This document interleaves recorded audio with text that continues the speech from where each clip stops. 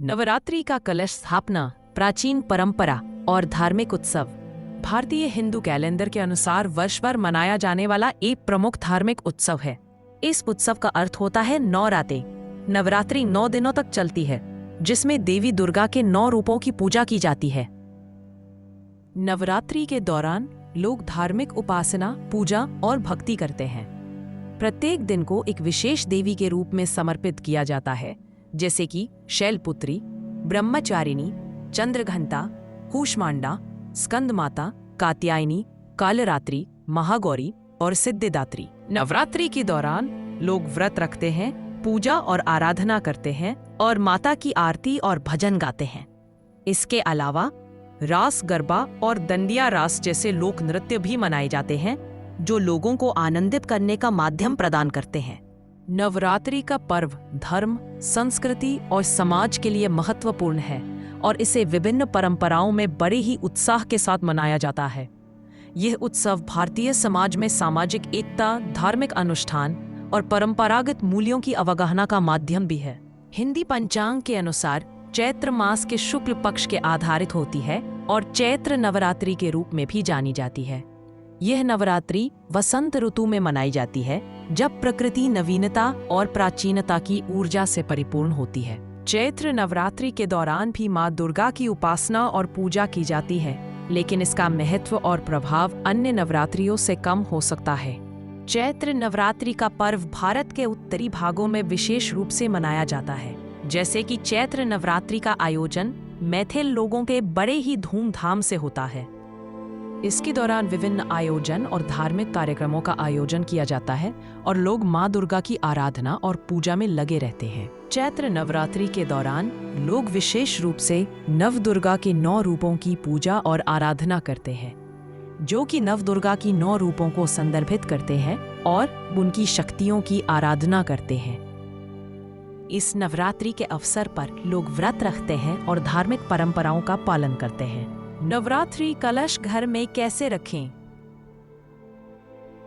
कलश को जल से भरें और कलश में अंत में 5-4 आम के पत्ते लगाकर फैला दें। कलश के ऊपर नारियल रखें और नारियल को लाल कपड़े के ताजे टुकड़े से लपेट दें। इस नारियल पर एक माला इस प्रकार रखें कि वह फिसले नहीं।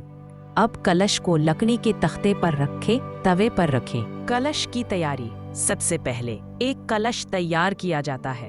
यह एक पात्र होता है जिसे पूर्णतया साफ किया जाता है। पूजा स्थल की तैयारी। पूजा स्थल को सजाने के लिए एक विशेष स्थान चुना जाता है। इसके बाद उस स्थान को सजाने के लिए सजावटी सामग्री का इस्तेमाल किया जाता है। कलश के भरना। कलश को जल से भरा जाता है। इसके बाद उसमें नारियल, मूली, चौकी, सुपारी, अदरक, लवंग, अखरोट, बेतेलनट, सुपारी, सिक्का, नींबू, इलायची, करवा चौथ का बर्तन, सिंदूर, रोली, अपनी चूड़ी आदि रखे जाते हैं। कलश को स्थापित करना। कलश को पूजा स्थल पर स्थापित किया जाता है।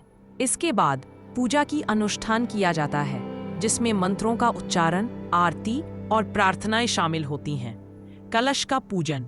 कलश को समर्पित करने के बाद उसकी पूजा की जाती है। इस पूजा में विभिन्न धार्मिक मंत्रों का उच्चारण किया जाता है। कलश का विसर्जन। नवरात्रि के अंत में कलश का विसर्जन किया जाता है। इसका अर्थ होता है कि ईश्वरीय शक्तियों का आशीर्वाद स्थायी है और हमेशा हमारे साथ है। नवरात्रि के कलश स्थापना में कुछ गलतियों से बचने के लिए निम्नलिखित बातों का ध्यान रखना चाहिए। पात्र की चयन। कलश स्थापना के लिए पात्र का चयन करते समय एक पवित्र और शुद्ध पात्र का चयन करें। उसे पहले से ही साफ करें और उसमें पानी डालें। पूजा सामग्री की सावधानी। कलश में डालने वाली सभी पूजनीय सामग्री को ध्यानपूर्वक चयन करें और उसे उचित रूप से डालें। यह सुनिश्चित करेगा कि पूजा में कोई गलती न हो। स्थान का चयन। कलश को स्थापित करने के लिए एक उचित और शुद्ध स्थान का चयन करें। यहाँ पर विशेष ध्यान दें कि स्थान साफ और पवित्र हो, जो पूजा के लिए उपयुक्त हो। व्रत और उपासना का पालन। कलश स्थापना के बाद आपको नवरात्रि के दौरान व्रत और उपासना का पालन करना चाहिए। इससे आप माँ दुर्गा की कृपा प्राप्त कर सकते हैं। कलश का विसर्जन। नवरात्रि के अंत में कलश का विसर्जन करने से पहले ध्यानपूर्वक इसे अद्यतन करें और फिर विसर्जित करें। यह सुनिश्चित करेगा कि पूरे उत्सव का अच्छी तरह से निष्पन्न हो। ध्यान दें कि नवरात्रि के दौरान किए जाने वाले कार्यों को श्रद्धा और प्रेम से किया जाना चाहिए। इससे आपके कार्य में सफलता मिलेगी और आपकी पूजा स्वीकार्य होगी।